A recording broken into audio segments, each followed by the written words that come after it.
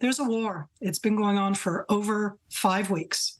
And this war does not just immediately impact all of the state of Israel and the Palestinian arena, but the Gaza Strip borders Egypt. And as we all know, Hamas, as part of their plan, have tried to ignite the entire Arabic and Muslim world in a lot of ways. They called this attack, named it after Al-Quds, Al-Aqsa, Jerusalem. So when we see these pictures of the different Arabic and Muslim countries coming together in Saudi Arabia right now, this is what I call what we're seeing for the camera. The underside of that is, can they actually agree about anything? So as you said before, Emily, the world right now is very focused on the humanitarian challenges, and so am I. I think that what is happening is so hard, and we need to realize that, and we want this to be better, and that's why we're going after Hamas. But when these Arab countries are coming together, they're on their own interests. Iran is in the room. The Iranian president is there. In the Iranian run-of-mill of who has power, and this isn't to belittle anybody, the Iranian president has no power when it comes to the foreign relations. He's the one who is sent so that it kind of looks like it's the people's choice. But all of the decisions made in Iran are done by the revolutionary regime, by the Islamic revolutionary leader Khamenei, not by the man who was sent to Saudi Arabia. So as we look at that, I'm going to listen to the words. I listen to words, and they're very challenging for me worldwide, but I am going to look at the actions, what decisions they actually do make, because I do not expect them to make drastic decisions against Israel. None of them are going to be good. I'm not going to be happy about them, but there's a difference. They're not going to disconnect ties with Israel, I don't think. They won't do those kind of things, even though they're meeting openly. There's the difference between what they're doing to show their own people and what they're actually going to do in their actions. Right, but also, Raisi himself, pretty much is blaming also the United States on this situation. Are they going to be talking about that? Exactly. So are they going to be discussing this, and how is this going to come into play if this becomes part of the narrative of this meeting?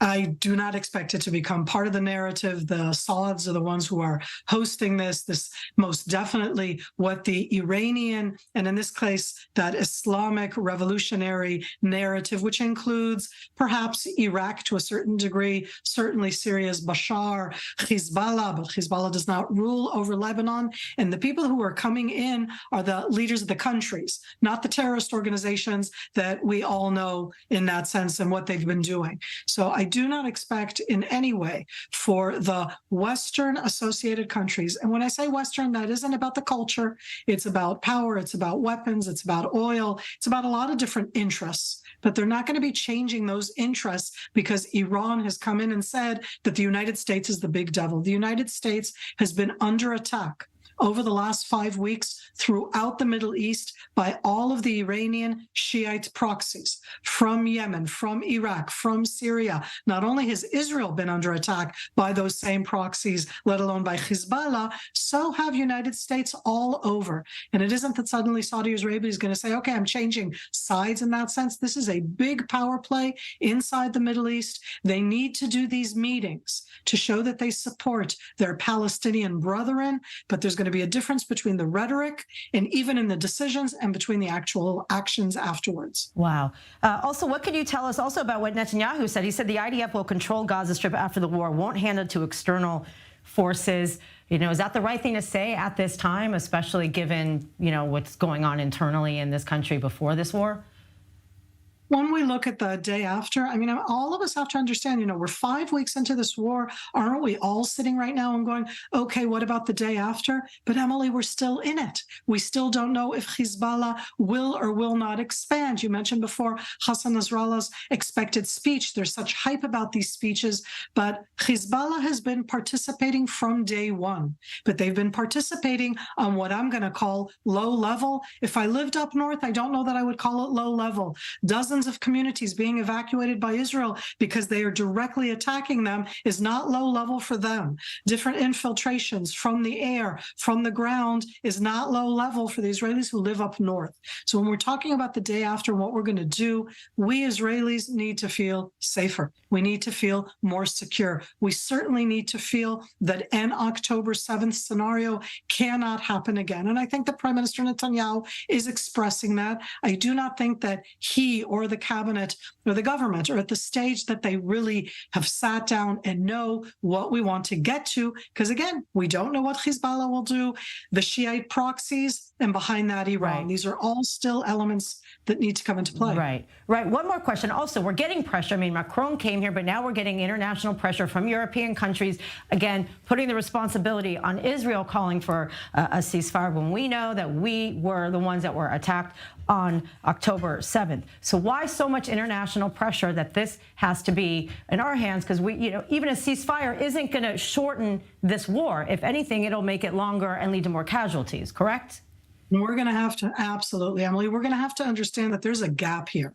And that gap is something that we need. This isn't just about our understanding better. Emily, just think of the difference between the fact that you're for 5 weeks, as I've been talking on I-24, we're at Israel at war, and the rest of the world is kind of in a different arena. They don't understand that the state of Israel is mobilized, that nobody is home in my house because everybody is called up, my kids, my husband, that I'm in constant fear in that sense of what will happen next. And I can't explain it all the time. It isn't about explaining. It's a vastly different view. My heart can go out to Palestinians that have been caught in a crossfire, but Hamas ruling over the Gaza Strip for over 15 years, building what they built as their way to not just attack Israel, but to annihilate Israel. We're going to stand with our own. We're going to stand strong. We know what we're saying. That doesn't mean that I like the implications of what Hamas has done. My heart goes out to anybody when you hear about dead children. That's horrible. I am thinking more about what this does to soldiers who are targeting terrorists, and that they too have to afterwards have those scars that those terrorists used different babies and women as their human shield. And yes, I as an Israeli, that disturbs me more. And I don't hear that kind of moral aspect of what the Hamas are doing. It's kind of like this given, Hamas are a terror organization. We expect no less. And that is giving a get out of jail free card to the worst terror organization in the world right now. Right. Well, okay. Thank you very much, Miri Eisen. And Jonathan, we'll check back in with you later. And thank you, as always, for your valuable insight. Thank you.